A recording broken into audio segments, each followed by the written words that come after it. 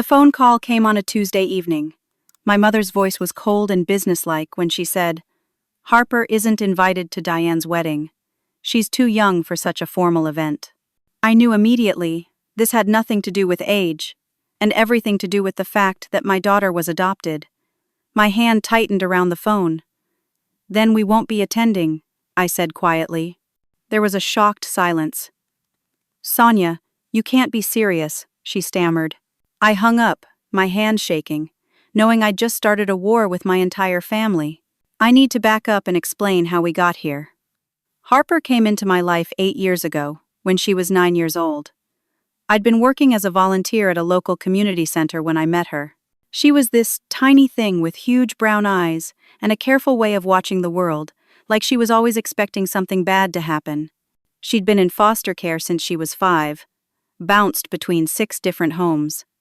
When I learned she needed a permanent placement, something in my heart just knew. The adoption process took 18 months, but the day it was finalized was the happiest day of my life.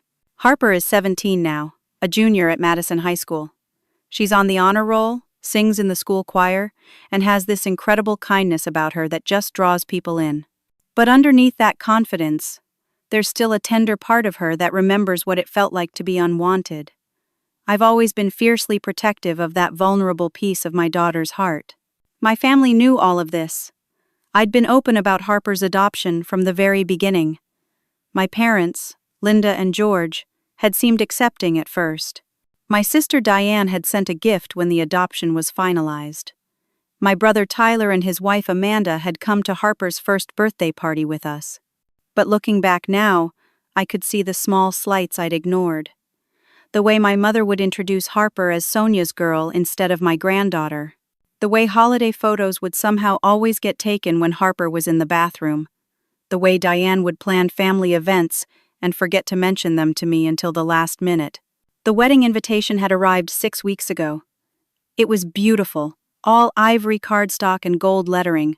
Inside it read, "George and Linda Thompson request the pleasure of your company at the marriage of their daughter, Diane Marie Thompson, to Bradley James Foster." Below, in my mother's handwriting, "Sonia, looking forward to seeing you there." Just my name. Not Sonia and Harper, just me. I'd called my mother immediately. "Did you forget to include Harper on the invitation?" "Oh, honey, the wedding is going to be very formal, lots of adults. We thought Harper might be bored." "She's 17, Mom. She's not a toddler." "Well, Diane wants to keep the guest list small." "Then why is Tyler bringing his kids?" "They're 12 and 14. There'd been a long pause. "That's different, Sonia. They're family." The words had hung in the air like poison. I'd let it go at the time, told myself I was overreacting. But then came that Tuesday evening phone call, 3 weeks before the wedding, making it official. Harper was banned. After I hung up on my mother, I sat on the couch for a long time, staring at nothing. Harper came downstairs, her hair wet from a shower, wearing her favorite sweatpants with the hole in the knee. "Who was that?" she asked, plopping down next to me. I looked at my daughter, at her open, trusting face, and made a decision. "Your grandmother. Aunt Diane's wedding is coming up." "I know. I've been looking at dresses online. Can we go shopping this weekend?" My heart cracked. "Actually, sweetheart, there's been a change of plans. We're not going to the wedding." Harper's face fell. "What? Why not?" I chose my words carefully. "Sometimes adults make decisions that don't make sense. Your Aunt Diane wants a very small wedding, and she's had to cut the guest list. We're not going to be able to attend." But I heard Grandma talking about it at Easter. She said there would be like 200 people there. I couldn't lie to her. Harper had spent too much of her young life being lied to. "The truth is, honey, you weren't invited. And if you're not welcome, then neither am I." I watched the understanding dawn on her face, followed by that familiar look of hurt that I'd spent 8 years trying to erase. "Because I'm adopted. Because they're being small-minded and cruel, and I won't tolerate anyone treating you as less than you are." Harper's eyes filled with tears. "You don't have to miss your sister's wedding because of me. I can stay home. It's fine." "It's not fine, and you're not staying home while I go celebrate with people who don't respect you." We're a package deal, Harper. Always have been, always will be. She leaned against me, and I wrapped my arms around her. But I could feel the tension in her body, the old fear that she was causing problems, that she was too much trouble. It made me furious. My phone started ringing almost immediately after Harper went back upstairs. Diane's name flashed on the screen. I answered. Sonia, what the hell? Mom just called me crying. Did she tell you why I'm not coming? She said you're upset about Harper not being invited, but come on, you're being ridiculous. Harper's practically an adult. She won't even care about missing some boring wedding. She cares, Diane. She cares a lot. And I care that my family thinks it's acceptable to exclude her. It's my wedding, Sonia. I get to decide who comes. You're absolutely right. And I get to decide that I won't attend a wedding where my daughter isn't welcome. She's not your real daughter. The words came out sharp and fast, like Diane had been holding them back and they'd finally burst free. There was a shocked silence. Goodbye, Diane, I said, and ended the call. Over the next 2 weeks, my phone became a battlefield. My father called, his voice stern and disappointed, telling me I was ruining Diane's special day over nothing. Tyler sent long texts about family loyalty and not being so sensitive. Cousins I barely talked to suddenly had opinions about my parenting choices. A few relatives supported me quietly, sending private messages, but most fell in line with my parents' narrative that I was being dramatic. Harper heard one of the arguments. I was in the kitchen when my father called, and I thought she was upstairs with headphones on. But she must have come down for a snack because when I hung up, she was standing in the doorway, her face pale. They really don't want me there, she said quietly. It's not about you, baby. It's about them, and their narrow view of what family means. But I'm causing problems between you and them. No. They're causing problems by being cruel and exclusionary. That's on them, not you. But I could see the guilt settling over her shoulders like a heavy coat. That night, I sent a group message to my immediate family. I've made my decision. Neither Harper nor I will be attending the wedding. This is not up for discussion. I love you all, but I won't compromise on this. Then I blocked everyone except Tyler, who'd been the least aggressive in his approach. The wedding was on a Saturday in May. Harper and I spent the day at Six Flags Great America, riding roller coasters and eating overpriced amusement park food. I posted photos on Facebook of the two of us, windblown and laughing, with the caption, "Perfect day with my favorite person." My phone, which I'd unblocked just for the day, exploded with notifications. Angry messages from the wedding. Extended family members who'd been told I had a conflict were now seeing the real reason I wasn't there. The gossip spread through the reception like wildfire. That evening, my mother left a voicemail. I didn't listen to it until Harper had gone to bed. When I finally pressed play, my mother's voice was shaking with rage. How dare you? How dare you make this day about you and your drama? Diane is devastated. People kept asking where you were, and we had to explain that you decided your adopted daughter was more important than your real family. You've embarrassed us, Sonia. You've humiliated your sister on the most important day of her life. Don't bother coming to any more family events until you come to your senses. You're choosing that girl over the family that's been here your whole life, and that's a choice you're going to have to live with. I saved the voicemail. Somewhere in the back of my mind, I knew I might need it later.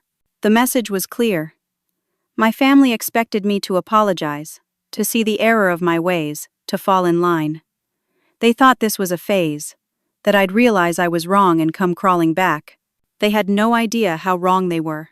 Summer came and went without a word from my parents or Diane. Tyler would text occasionally, playing the role of mediator, suggesting that maybe if I just apologized, things could go back to normal. I never responded to those messages. The silence was actually a relief. Without the constant judgment and subtle digs, Harper blossomed. She landed the lead role in the school's production of Into the Woods. Her grades soared. She made new friends, started talking about colleges. She seemed lighter, freer, and I realized how much the underlying tension with my family had been affecting her, even when I tried to hide it. In July, a letter arrived. Not an email or a text, but an actual letter with my mother's careful handwriting on the envelope. Inside, written on her monogrammed stationery, was a formal announcement. Dear family, after much reflection and prayer, George and I have decided to make some changes to our family gatherings. Going forward, all major holidays will be for immediate family only. This will help keep events intimate and avoid any discomfort or conflict. We hope everyone understands that this decision comes from a place of love and a desire to preserve family harmony. With affection, Linda and George. I read it 3 times, each time feeling colder. Immediate family only. The message was clear. Harper wasn't immediate family. This was their way of making the exclusion permanent without having to say it outright.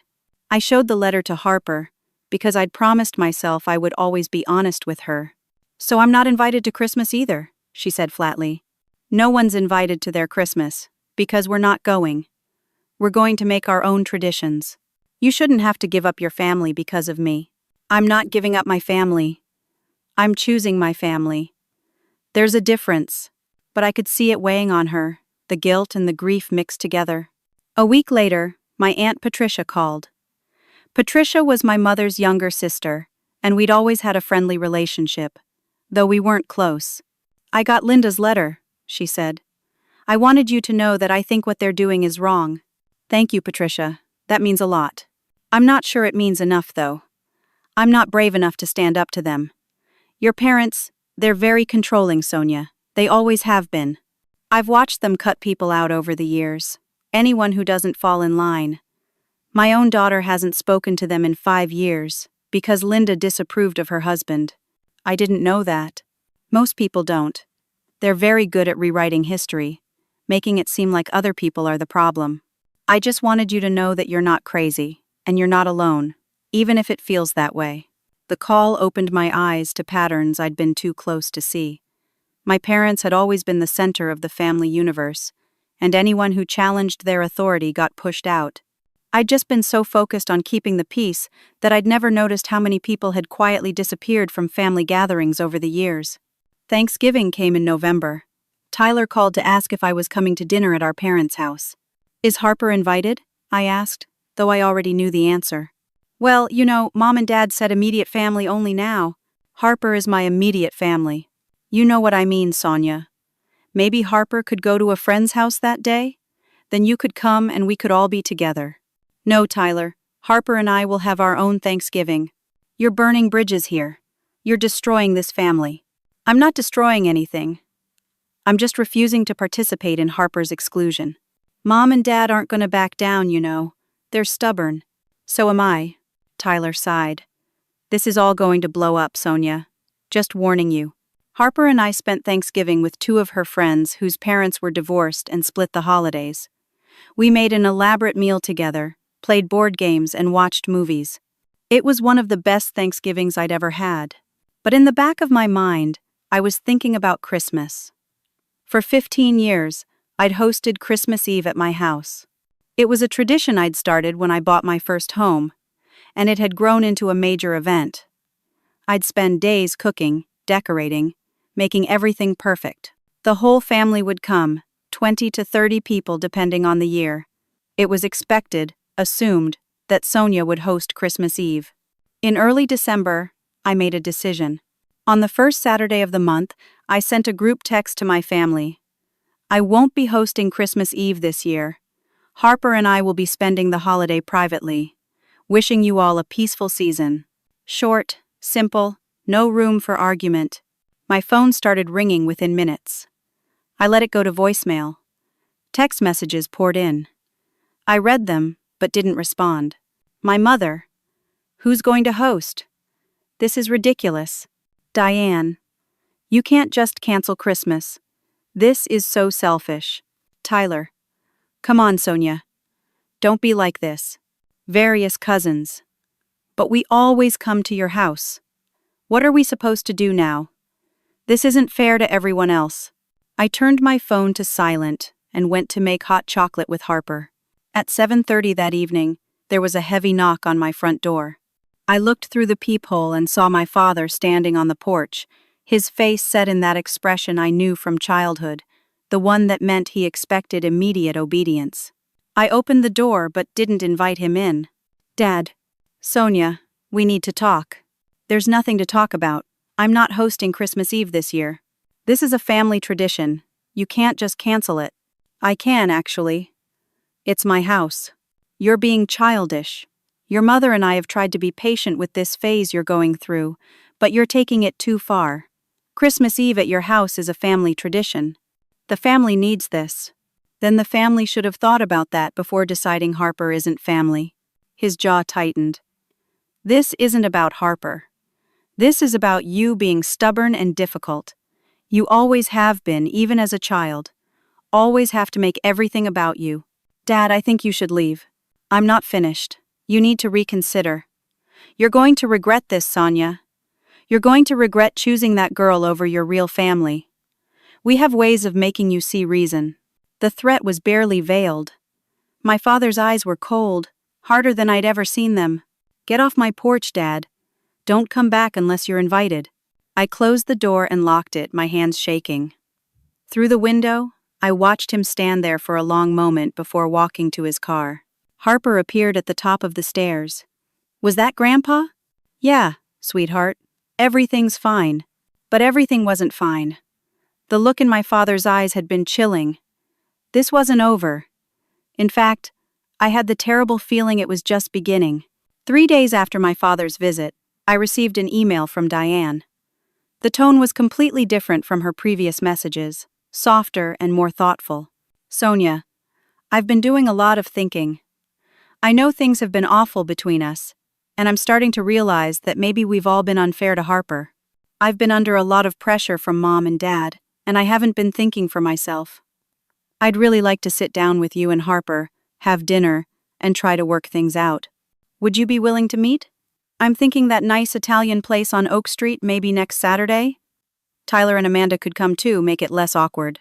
Please consider it. Love, Diane." I read the email 3 times, looking for the trap.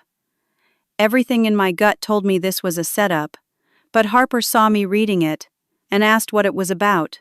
"Aunt Diane wants to have dinner. She says she wants to apologize and work things out." Harper's face lit up with hope. "Really? Maybe. I'm not sure if I trust this." "Mom, please. What if she really means it? What if things could get better?" I looked at my daughter's eager expression and felt my resolve waver.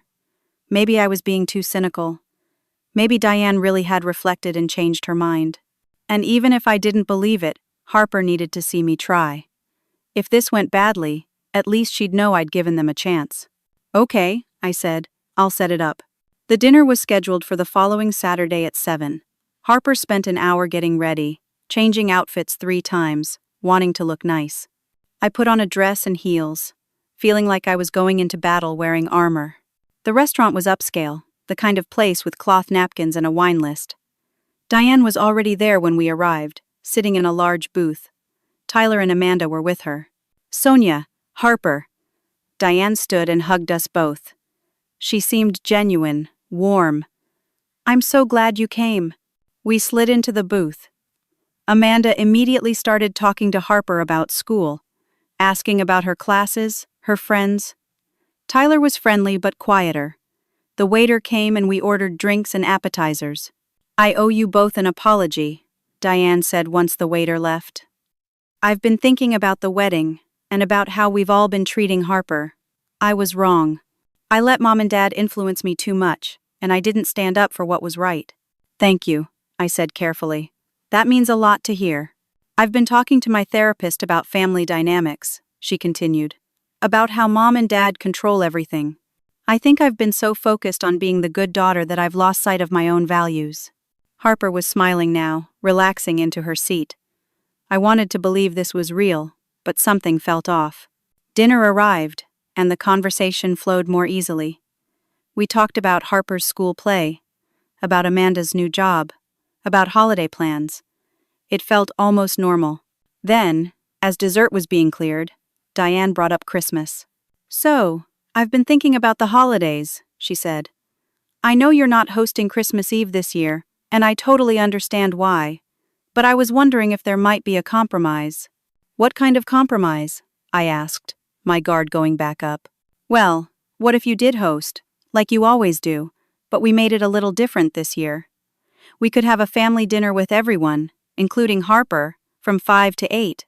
Then, at 8, maybe the adults could stay for a late evening gathering, and Harper could head upstairs or go hang out with friends.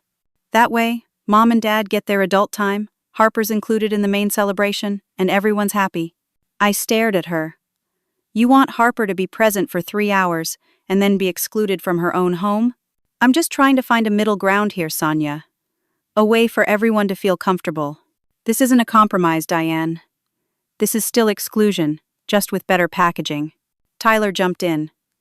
Come on, Sonia. Diane's really trying here. Can't you meet her halfway? Halfway would be Harper being fully included. This is asking her to be tolerated for a few hours and then dismissed. Amanda spoke up, her voice tentative. Maybe we could talk to your parents, see if they'd be willing to reconsider their position? Or maybe, I said, my voice harder than I intended, Harper and I will stick with our original plan and spend Christmas alone. Diane's face changed. The softness disappeared, replaced by something colder. I'm offering you a solution, Sonia. I'm trying to fix this family. No, you're trying to make me fall in line. Tyler's phone buzzed. He looked at it and stood up. I need to take this. But as he walked away, I saw him nod toward the restaurant entrance. My stomach dropped. My parents walked in. This was a setup. An ambush. Diane, what is this? I started to slide out of the booth, but my mother was already there, blocking me in. Don't make a scene, Sonia, my mother said, sliding in next to Harper, trapping us. My father took the seat Tyler had vacated. Harper's face went pale. She pressed against me, and I put my arm around her. We're leaving, I said. Just hear us out, my father said. We're all family here. We need to work this out. There's nothing to work out. You've made your position clear. My mother turned to Harper, her voice dripping with false sweetness. Harper, sweetheart, you understand that sometimes families need private adult time, don't you? It's nothing personal. We still love you. Harper's eyes filled with tears. I felt her body start to shake. Don't talk to her, I said sharply. Don't you dare. We're just trying to help her understand, my mother continued. Sometimes, honey, people who join a family later need to understand that there are certain traditions and bonds that came before them. It doesn't mean you're not loved, it just means you're different. That's enough, I said, pushing harder to get out of the booth. My father leaned forward, his voice low. I've been talking to my brother Frank. You remember Uncle Frank, the attorney? We've been looking at your adoption papers, Sonia. My blood ran cold. What are you talking about? Just reviewing the documentation. Making sure everything was done properly, all the I's dotted and T's crossed. You know how these things can be. Sometimes there are irregularities, oversights, things that might need to be looked into. He was threatening Harper's adoption. They were actually threatening to challenge whether my daughter was legally my daughter. I looked at my father, this man who'd taught me to ride a bike and helped me with homework, and saw a stranger, a cruel stranger, who would threaten a child to get his way. We should go, I said, my voice shaking with rage. I physically pushed past my mother, pulling Harper with me. She was crying now, silent tears streaming down her face. Sonia, don't be dramatic, Diane called after us. I grabbed Harper's hand and we practically ran out of the restaurant. In the parking lot, Harper broke down completely, sobbing so hard she could barely breathe. Why would they say that? She gasped between sobs. Why would they threaten to take me away from you? They can't, baby. They can't. It was an empty threat meant to scare us. But even as I said it, driving home with my daughter crying in the passenger seat, I wondered what else they were capable of. Harper didn't go to school on Monday. She stayed in her room, barely eating, her eyes red from crying. The restaurant ambush had shattered something in her. That fragile sense of security she'd spent years building had cracked, and she was back to being that scared 9-year-old who'd been passed between homes, unwanted and afraid. I called my lawyer friend Jordan on Monday morning. We'd gone to college together, and she'd helped with Harper's adoption years ago. They can't actually challenge the adoption, can they? I asked, trying to keep the panic out of my voice. Not successfully, no. Harper's adoption was finalized 8 years ago. The paperwork is solid. Everything was done properly. They'd need to prove fraud or coercion, and there's nothing even remotely close to that. This was a scare tactic, Sonia. A cruel one, but that's all it is. So I don't need to worry? Jordan was quiet for a moment. The adoption itself? No. But families like yours, when they're determined to cause problems, sometimes they get creative. I've seen parents make calls to CPS, file false complaints, spread rumors, document everything. Keep records of every interaction. You think they'd actually do that? I think you need to be prepared for anything. 3 days later, I got a call from Harper's school counselor, Mrs. Patterson. Mrs. Warner? This is Carol Patterson from Madison High. I was hoping you could come in for a meeting today if possible. My stomach nodded. Is Harper okay? Did something happen? Harper's fine, but we received a concerning call, and I'm required to follow up. Could you come in this afternoon? And please bring any relevant documentation about Harper's living situation. I knew before I even got to the school what had happened. Mrs. Patterson was kind but professional. Someone called our office yesterday claiming to be a concerned family member. They suggested that Harper might be experiencing an unhealthy home environment, that she's being isolated from extended family, that there might be concerning behaviors. That's not true. Any of it. I don't think it is, Mrs. Warner. But I'm obligated to investigate any report. I need to speak with Harper, and I need to see documentation that everything is as it should be. Harper had to sit through an interview, answering questions about whether she felt safe at home, whether I controlled who she could see, whether there were any problems. She was humiliated and confused. Afterward, she cried in the car. Why are they doing this? She asked. What did I ever do to them? Nothing, baby. This has nothing to do with you. It's about control and punishment. But the damage was done. Harper's classmates had seen her get pulled out of class. Questions were asked. Rumors started. 2 days later, a neighbor I'd known for years crossed the street to avoid talking to me. At the grocery store, a woman from my mother's church gave me a cold stare. I started noticing the whispers, the looks. My mother and Diane attended Grace Community Church, the large non-denominational church on Maple Avenue. I'd gone occasionally over the years, mostly for Easter and Christmas services. Apparently, they'd been sharing their version of events with their church friends. A version where I was the villain, keeping Harper away from family for no reason, being dramatic and difficult. One of Harper's classmates, a girl named Sarah whose mother went to that church, asked Harper at lunch if it was true that her real mom hadn't wanted her, and that's why she was adopted. Harper came home early, claiming a stomachache. I found her in her room, curled up on her bed. Everyone thinks there's something wrong with me, she whispered. They think I'm the problem. The following week, things got worse. I received a letter from my bank regarding the small business loan I'd taken out 5 years ago to start my home-based graphic design company. My parents had co-signed the loan back when things were good between us. The letter mentioned a loan review process and asked me to come in to discuss my account. When I met with the loan officer, he was apologetic but firm. One of your co-signers contacted us expressing concerns about your ability to repay. We're required to review the loan terms when a co-signer raises questions. Let me guess. George Thompson called? The officer couldn't confirm, but his expression said everything. My father was trying to hurt me financially. Jordan was right. They were getting creative. Harper's behavior changed. She stopped talking about college applications. She picked at her food. She suggested more than once that maybe I should just apologize to my family. I don't want to be the reason you lose everything, she said one night. Your family, your business, everything. I'm not worth all this. You are worth everything, I told her firmly. Every single thing. They're the ones who are broken, not you. But I could see her retreating into herself, becoming smaller and quieter. The confident girl who'd auditioned for the school play was disappearing, replaced by an anxious shadow. Christmas was 2 weeks away. I'd been planning a quiet celebration, just Harper and me. Maybe some of her friends. I'd bought a tree, made plans to bake cookies, watch movies. I was determined to make it special, to show her that we didn't need my toxic family to have a beautiful holiday. On Christmas Eve, we spent the afternoon decorating. Harper seemed a little brighter, singing along to carols, stringing lights on the tree. I made her favorite dinner, lasagna, and garlic bread. We exchanged small gifts, laughed at a comedy special. For a few hours, it felt like things might be okay. At 7 in the evening, there was a knock at the door. I looked through the peephole and saw 2 police officers standing on my porch. My heart stopped.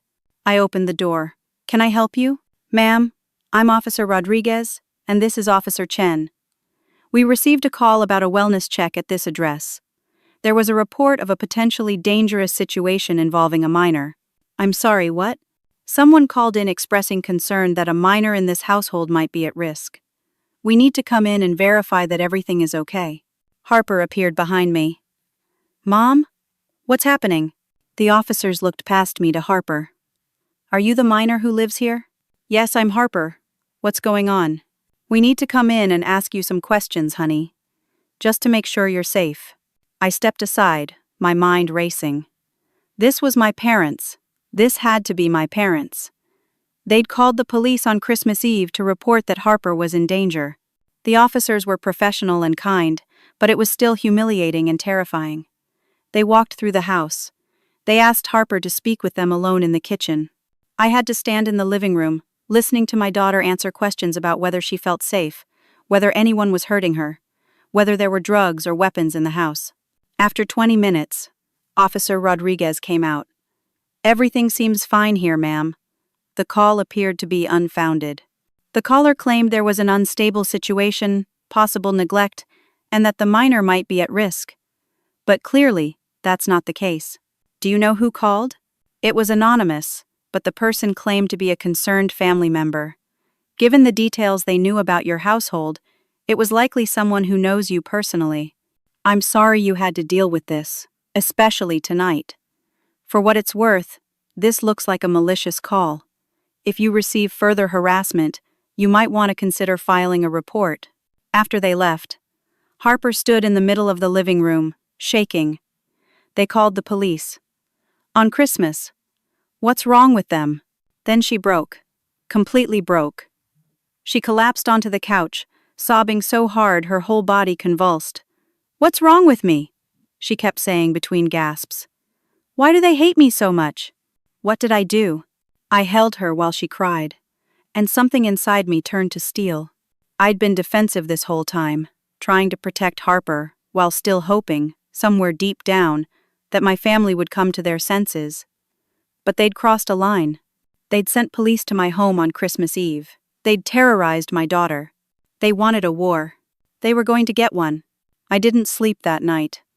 After Harper finally exhausted herself and went to bed, I sat in the dark living room, staring at the Christmas tree lights, and thinking, for months, I'd been reactive, defensive, trying to protect Harper, while maintaining some shred of hope that my family would change. But they weren't going to change. They were going to keep escalating, keep attacking, until either I broke or they destroyed us completely. I was done protecting people who were trying to harm my child. The day after Christmas, I called Jordan. "I need to know my legal options. Tell me everything." I laid it out. The wedding exclusion, the restaurant ambush, the threat about the adoption, the call to Harper's school, the bank interference, the police wellness check. Jordan listened, taking notes. "This is harassment, Sonia. Clear and documented harassment. We can send cease and desist letters. If it continues, we can pursue restraining orders. But honestly, legal action might just make them escalate further. What else can I do? You fight back. You stop being quiet about what they're doing. Right now, they control the narrative. They're telling everyone their version of events. Maybe it's time you told yours." I spent the next 2 days making phone calls. I started with extended family members I hadn't spoken to in years. My Aunt Patricia connected me with 3 cousins who'd been cut off from the family at various times. Cousin Margaret had been excluded from family events when she married a man my parents didn't approve of, someone without a college degree. Your mom told everyone I was making a mistake, that I was throwing my life away. When I didn't break up with him, she just stopped inviting me to things. That was 12 years ago. I haven't been to a family Christmas since. Uncle Ray, my father's brother, had been frozen out years ago. I questioned your dad's business practices, suggested he wasn't being honest with a client. He cut me out completely. Told everyone I was jealous of his success. I haven't spoken to him in 7 years. Aunt Linda, my mother's oldest friend from high school, had a similar story. I made the mistake of being more successful than your mother wanted me to be. Started my own business, did well, bought a nice house. She couldn't handle it. Started spreading rumors that I was arrogant, that I'd changed. Destroyed our 40-year friendship because she was jealous. Every conversation revealed the same pattern: control, exclusion, and punishment for anyone who didn't fall in line. My parents had spent decades managing their image and eliminating anyone who threatened their authority. I compiled everything: screenshots of text messages, copies of emails, the threatening voicemails saved on my phone, the letter from the bank, documentation from Harper's school counselor, the police report from the Christmas Eve wellness check. I had dates, times, and witnesses. Jordan helped me organize it into a timeline, a clear pattern of harassment and escalation. Then I did something I'd never done before. I wrote about it publicly. I opened a new document and started typing. Not a rant, not an emotional outburst, but a clear, factual account of what had happened. I wrote about Harper's adoption, about the years of subtle exclusion, about the wedding ban. I wrote about the restaurant ambush, the threat to challenge the adoption, the calls to Harper's school and the police. I wrote about the pattern of control and exclusion that had destroyed multiple relationships over the years. I didn't use names. I didn't have to. Anyone who knew my family would know exactly who I was talking about. At the end, I wrote, "I'm sharing this not for sympathy, but for clarity. I've been silent for months while false narratives spread about my family situation. I'm done being silent. My daughter is 17 years old. She has been my daughter for 8 years. She is kind, smart, talented, and deeply loved. The fact that she joined our family through adoption rather than birth does not make her less deserving of respect, inclusion, and dignity. I will not compromise on this. I will not accept exclusion, harassment, or attempts to make her feel less than. To those who think blood is thicker than water, I offer this reminder. The full quote is, "The blood of the covenant is thicker than the water of the womb. The bonds we choose can be stronger than the bonds we're born into. Harper is my chosen family, and I will protect her with everything I have." I posted it on Facebook at 8 in the morning on December 27th. Then I put my phone down and made breakfast for Harper. By noon, it had been shared 200 times. My phone was ringing constantly. I ignored it and took Harper to see a movie. By that evening, it had been shared over 1,000 times in our local community. Comments poured in. Friends I'd lost touch with reached out. Teachers from Harper's school expressed support. Neighbors shared their own stories of family conflict and chosen family. People I'd never met sent messages of encouragement. But there was another response too. Several people who'd been on the receiving end of my parents' behavior over the years commented publicly, sharing their own experiences. A woman who'd been in a Bible study with my mother talked about how she'd been gossiped about and excluded. A man who'd done business with my father described unethical practices and bullying. The image my parents had carefully cultivated started to crack. My phone rang with a number I didn't recognize. I answered, "This is disgusting. How dare you air family business like this?" It was my mother, calling from someone else's phone since I'd blocked her. "I'm done letting you control the narrative. You've humiliated us. People are calling, asking questions.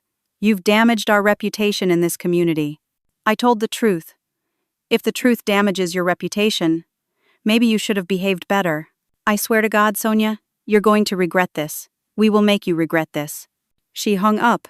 3 hours later, a certified letter arrived via courier. It was from Uncle Frank, the family attorney. The letter was formal legal language, threatening to sue me for defamation. It claimed I'd made false and malicious statements that had damaged the family's reputation and caused severe emotional distress. It demanded I remove the post immediately, issue a public apology, and pay $15,000 in damages, or they would file a lawsuit within 10 days. I read it with shaking hands. They were actually threatening to sue me. This was real. This could cost me everything. I forwarded it to Jordan, who called me back within minutes. They're bluffing. You told the truth. You have documentation, and truth is an absolute defense against defamation. Plus, if they actually sue you, everything comes out in discovery. Every text message, every voicemail, every witness. They don't want that. But what if they're not bluffing? Then we fight. And we win. That night, I was still processing the letter when Jordan called again, her voice excited. You're not going to believe this. 3 people reached out to me after seeing your post. They all have information about your family's behavior, and they're willing to go on record if needed. Who are they? First is a guy named Marcus Bernard. He says your father was his business partner 10 years ago, and your dad forced him out of the company through some shady dealings. He's been wanting to expose it for years but didn't have a platform. Second is a woman named Elizabeth Walsh. She was in your mother's church circle, and your mom led a campaign to get her removed from a leadership position through gossip and manipulation. And the third is a young guy named Jason Torres. He dated your sister briefly years ago, and he says your family treated him horribly, made racist comments about his Hispanic background, and when he broke up with Diane, they tried to damage his reputation around town. They're willing to talk about this publicly? More than that, they're willing to provide documentation. Marcus has emails, Elizabeth has text messages. Jason kept a journal from that time period. If your parents try to sue you, we have witnesses who can establish a pattern of toxic behavior. I felt something shift. I wasn't alone. Other people had been hurt by my family and stayed silent, just like I had. But maybe, together, we could break that silence. There's one more thing, Jordan said. Jason mentioned something interesting. He said your sister told him, years ago when they were dating, that she'd always felt like she was competing with you for your parents' approval.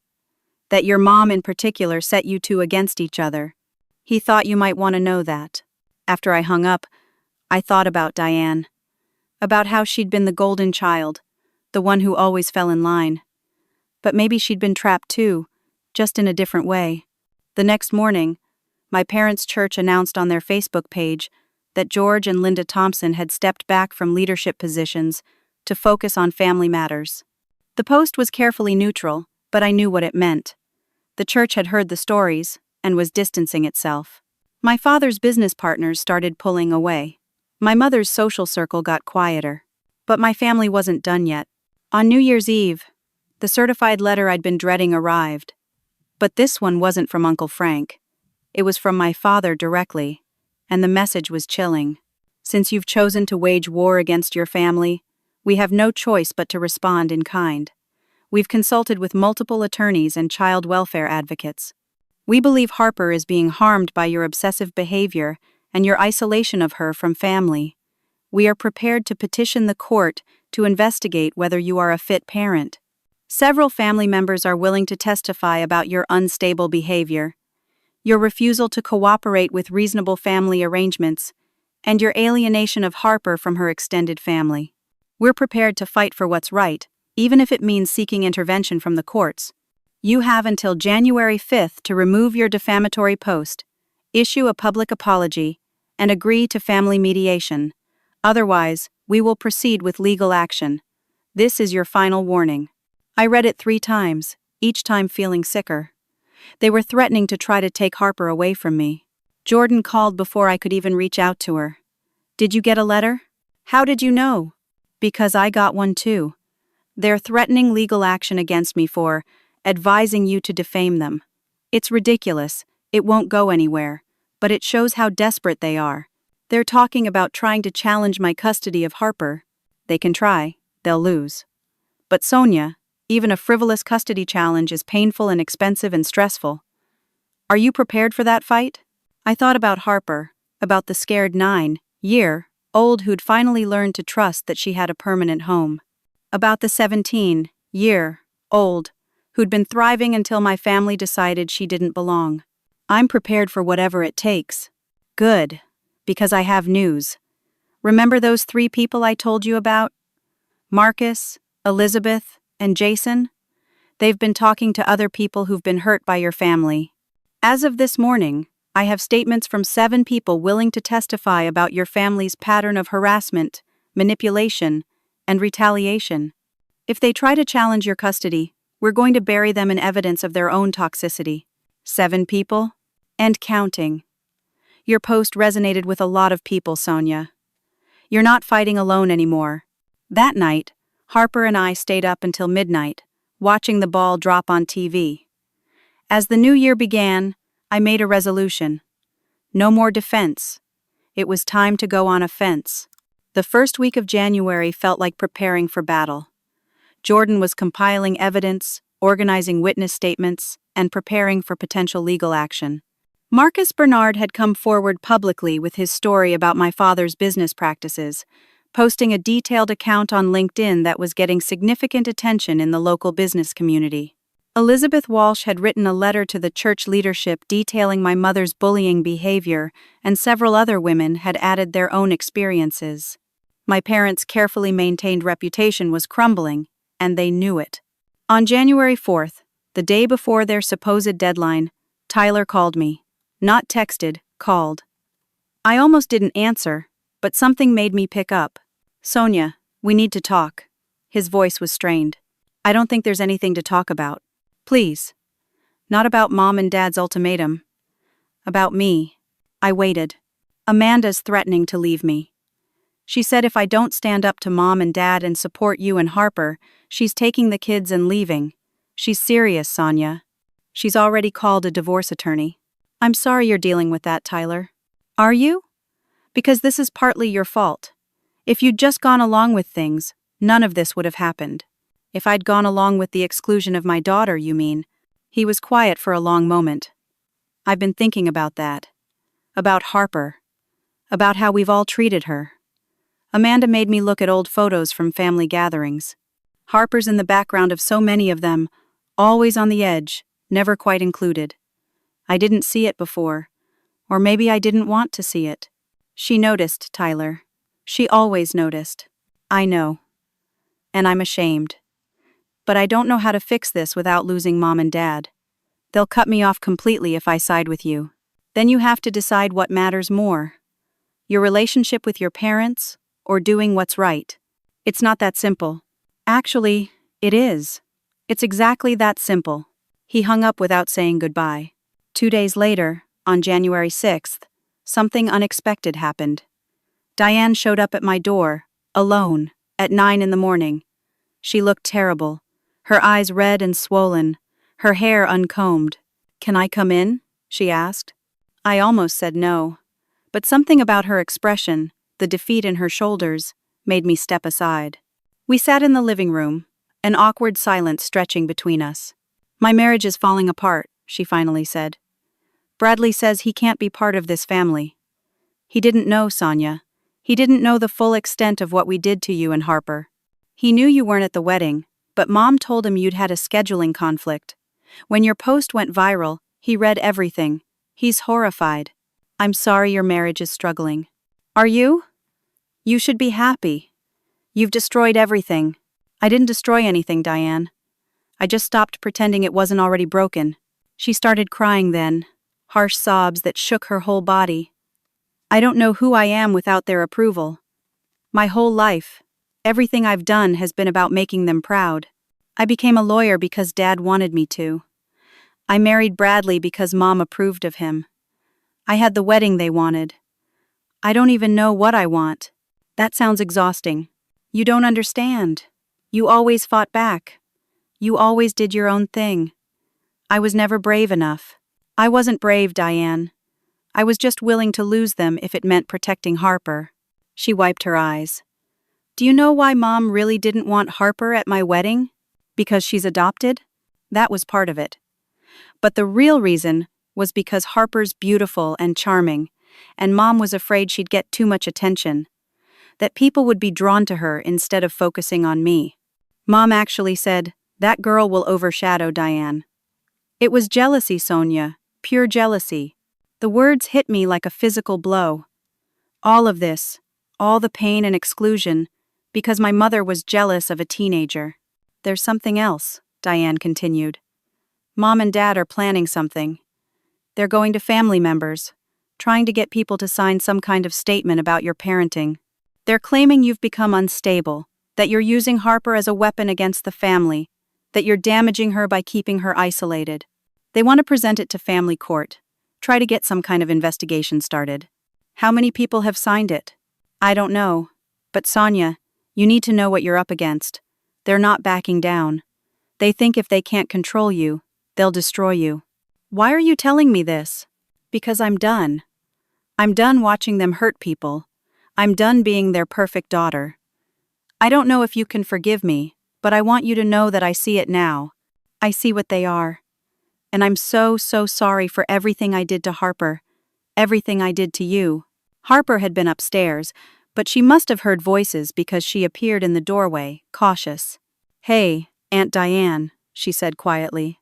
Diane stood up, fresh tears streaming down her face. "Harper, I owe you an apology, a real one. What I did, what I allowed, was wrong. You didn't deserve to be excluded, and you didn't deserve to be treated as less than. I'm so sorry." Harper looked at me, uncertain. I nodded slightly, telling her it was okay to accept or reject the apology, as she chose. "Thank you," Harper said simply. After Diane left, I called Jordan. "We need to move now, before they get more family members involved." "I was hoping you'd say that. I've been working on something." "How would you feel about calling a family meeting? Getting everyone together? Laying out the truth? Would that even work?" "It might. And it might not. But right now, your parents control the narrative with the extended family. They're feeding people their version of events. If you can get everyone together and present the facts, you might turn some people. Plus, witnesses. I want witnesses to whatever happens next." We planned it for the following Saturday at Aunt Patricia's house. Patricia agreed immediately, saying her large living room could fit everyone. I sent out a simple message to extended family. "Family meeting this Saturday at 2, at Aunt Patricia's. We need to talk about what's been happening. Everyone welcome." My parents weren't invited, but I knew they'd show up anyway. Saturday arrived cold and gray. Harper and I drove to Patricia's house together, both of us nervous. Cars were already lining the street. Inside, I counted 23 people. Aunts, uncles, cousins, some of their spouses. Tyler and Amanda were there. Diane came alone. I'd prepared a presentation, documents organized, timeline clear. Jordan was with me, professional and calm. I stood in front of everyone and told the story. Everything, from the beginning. The wedding exclusion, the restaurant ambush, the threats about the adoption, the call to Harper's school, the police wellness check on Christmas Eve. I showed them text messages, played voicemails, presented the timeline. "This isn't a dispute about hurt feelings," I said. "This is a pattern of harassment, manipulation, and control that's been going on for years with multiple people. I'm not the first person they've tried to destroy, and if we don't stop this now, I won't be the last." Marcus Bernard, who I'd invited, stood up and shared his story about the business dealings. Elizabeth Walsh talked about the church bullying. Jason Torres, looking uncomfortable but determined, described the racism he'd experienced. The room was silent, stunned. Then my parents arrived. The door opened, and my father walked in, my mother right behind him. "What is this?" he demanded. "This is the truth," I said. "Something you've been trying to hide for years. You have no right to involve these people in a personal dispute. It stopped being personal when you called the police on me, when you threatened my daughter, when you tried to turn the whole family against me." My mother's voice was shrill. "We've done nothing but try to protect this family from your selfishness. You've been poisoning people against us, spreading lies." "Show me one lie," I challenged. "One single thing I've said that isn't true." Cousin Margaret stood up. "I believe her. Because they did the same thing to me 12 years ago." Uncle Ray stood. "And to me? One by one, 4 more people stood up, sharing their own experiences of being excluded, controlled, or punished by my parents. My father's face was turning red.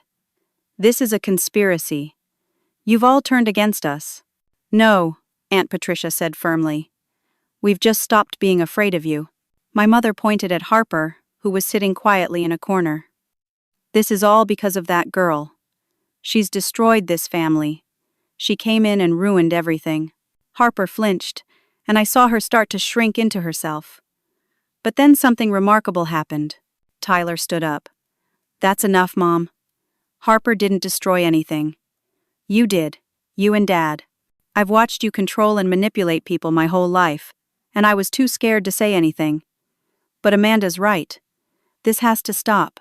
I'm not going to lose my wife and kids because I'm too afraid to stand up to you." Amanda squeezed his hand, tears in her eyes. My mother looked around the room, seeing the opposition in people's faces.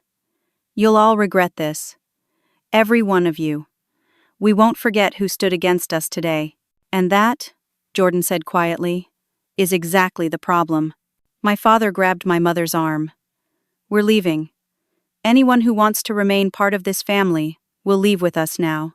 No one moved. He looked at Tyler. "Son?" Tyler shook his head. "I'm staying." My parents left, the door slamming behind them. The room exhaled collectively. Aunt Patricia started crying. "I've wanted to do that for 20 years. The meeting continued for another hour. People sharing stories, crying, hugging. A decision was made. The family would stay connected, but my parents would no longer be the center of it. Gatherings would be organized by different people.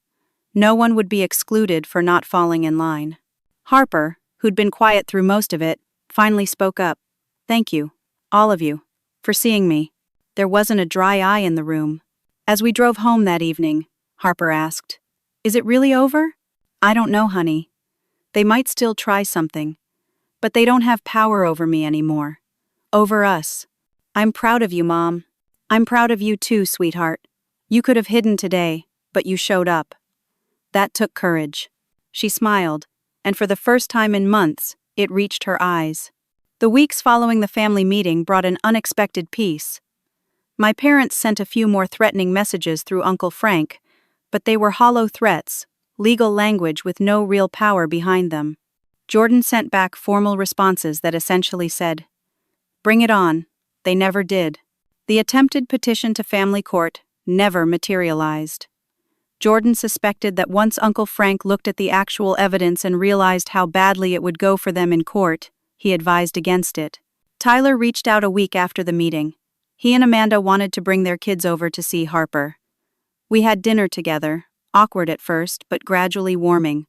His daughter, Emily, was 14 and immediately bonded with Harper over music. His son, Jacob, was 12 and mostly interested in showing Harper videos on his phone. It was normal. Beautifully, wonderfully normal. Diane called every few days, usually just to check in. She was in therapy, working through years of enmeshment with our parents. Her marriage was surviving, though she admitted it would take time to rebuild trust with Bradley. She asked if she could come to Harper's school play in March. I said yes, we'd save her a seat. The extended family reorganized itself, like a plant growing around an obstacle. Aunt Patricia hosted a game night in February. Cousin Margaret organized a potluck in March. Tyler and Amanda hosted Easter brunch. My parents were noticeably absent from all of these gatherings, and noticeably, no one seemed to miss them. Harper and I started going to therapy together, working through the trauma of the past year. Our therapist, Dr. Sarah Martinez, helped us process the grief of losing people we'd loved, while also recognizing that they'd been toxic. She helped Harper understand that the rejection had never been about her worth, but about their limitations. "People can only love you to the extent they've learned to love themselves," Dr. Martinez told Harper one day. "And people who are that controlling, that unable to accept others, are fundamentally afraid. Afraid of losing power, of being seen as wrong, of not being in control. Their fear made them cruel. That's a reflection of them, not you." Harper was thriving again. She threw herself back into school, landed the lead role in the spring musical, and started talking about colleges again. She wanted to study psychology, she said. She wanted to help other kids who'd been through foster care, who knew what it felt like to be unwanted. "I want to turn this into something good," she told me one evening as we sat on the porch watching the sunset. "Everything that happened, all the pain, I don't want it to be for nothing." "You already have turned it into something good," I said. "You've shown incredible strength. You've taught me what real courage looks like." She leaned her head on my shoulder. "You fought for me. No one's ever fought for me before. Not like that. Always," I promised. Always and forever. In May, Harper's 18th birthday arrived. We had a huge party, inviting everyone from the new family configuration, plus her friends, plus some of her favorite teachers. The house was packed with people, overflowing with love and laughter. Tyler made a speech about how proud he was of his niece. Diane gave a toast about second chances and becoming better. Aunt Patricia cried happy tears and made Harper promise to come visit more often. Harper stood in the middle of the living room, surrounded by people who genuinely loved her, and I saw her realize something. She was chosen, wanted, valued, not despite being adopted, but as a whole person, worthy of love. My parents sent a birthday card. Just a card, with $50 inside, and a brief note. "Happy birthday, Harper." No apology, no acknowledgement of what had happened. Harper looked at it, then put it in a drawer. "Maybe someday," she said. "But not today." In June, Harper graduated from high school with honors.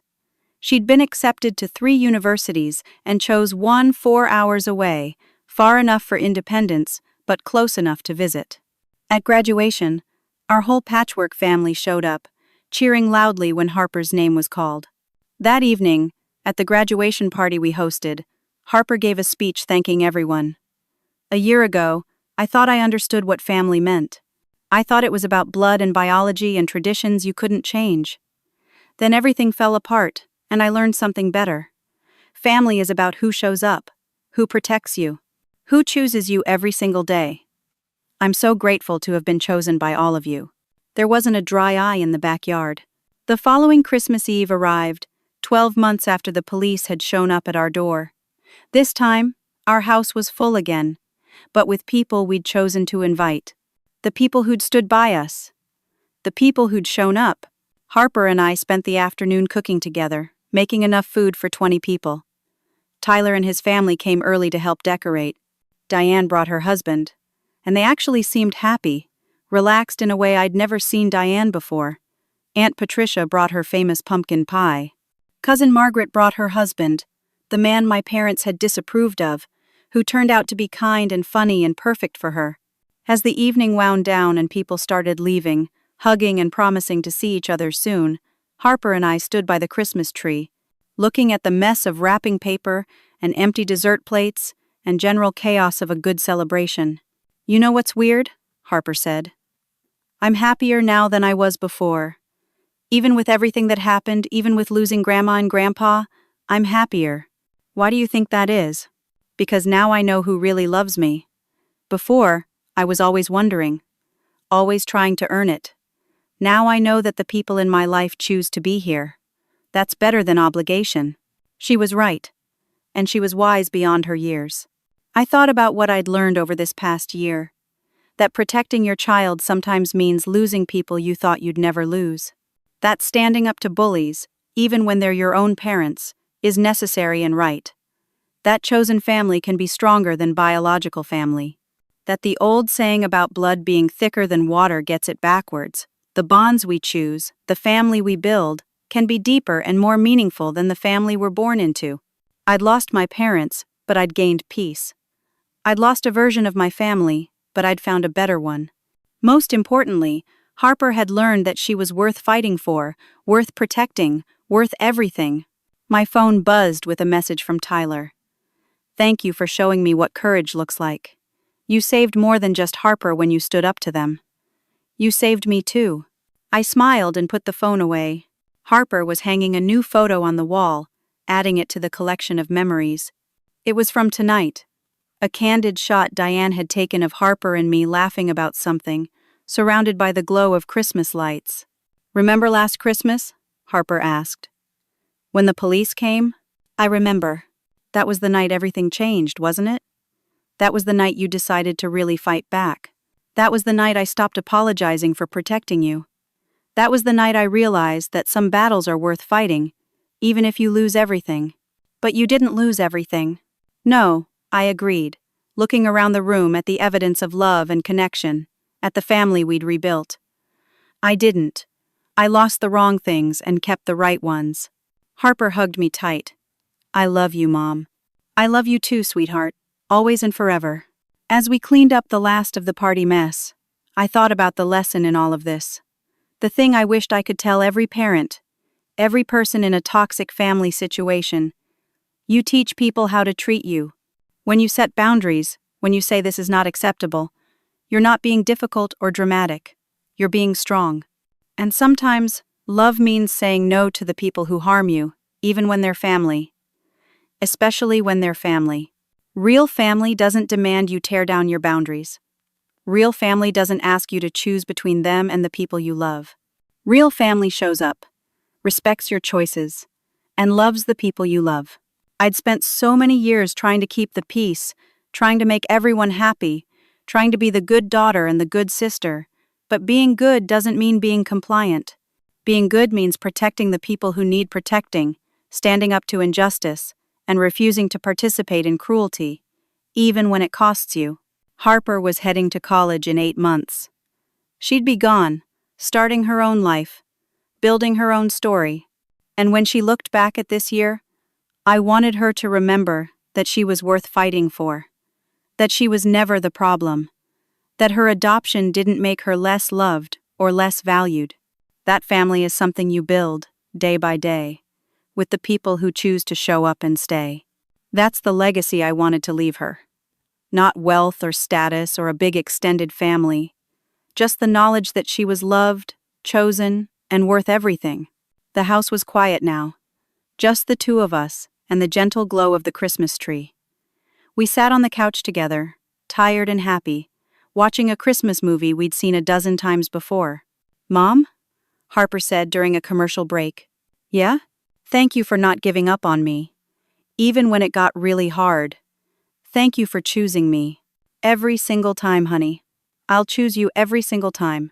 She fell asleep on my shoulder halfway through the movie, and I let her stay there, my brave, beautiful daughter who'd survived so much and come out stronger. Tomorrow would bring its own challenges. There would be more conversations to have, more healing to do, maybe even eventual reconciliation with my parents if they ever changed. But tonight, we had peace. We had each other. We had our chosen family. And that was everything. Before you go, I'd love to hear from you. Have you ever had to set boundaries with family members to protect someone you love? How did you handle it? What helped you find peace with that decision?